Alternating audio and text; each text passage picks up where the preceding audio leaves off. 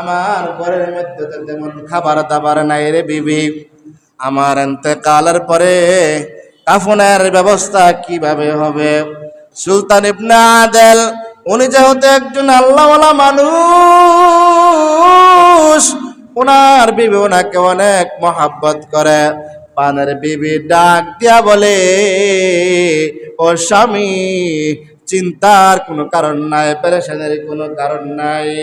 এই যে দেখেন না, আমার দেহের মধ্যে একখানা শাড়ি আছে, আপনার ইন্তেকালের পরে যদি কাফনের কোনো ব্যবস্থা না হয়, আমি আমার শাড়ি দিয়া আপনার কাফনের ব্যবস্থা করব। সুরে বলেন আল্লাহু আকবার।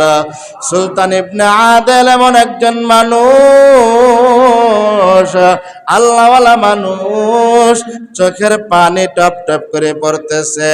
আহারে, আমি দুনিয়ার জমিনে একজন জিকিরওয়ালা মানুষ, আমি আল্লাহওয়ালা মানুষ, আমাকে মানুষ আল্লাহর ওলি বলে।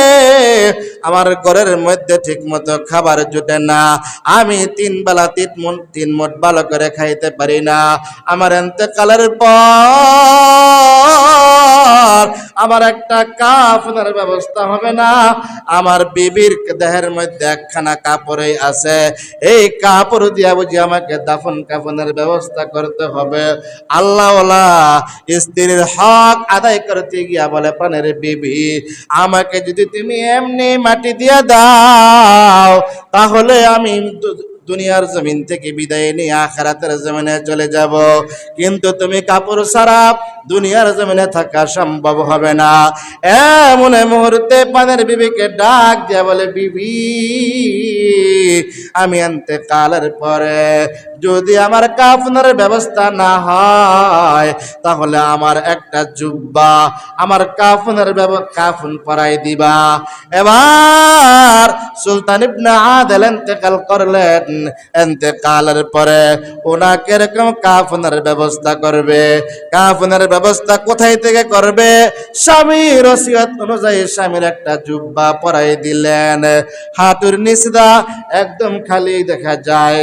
মুহাদ্দিসিনে কেরাম বলেন, গাছ দিয়া হাঁটুর নিচে দিয়া ডাইকা দেওয়া হয়েছে। এমন মুহূর্তে বাগদাদের বাগদাদের আল্লাহর ওলি হযরত জুনায়েদ বাগদাদি রহমাতুল্লাহি আলাইহিকে আল্লাহ রাব্বুল আলামিন স্বপ্ন দেখায়, ও জুনায়েদ,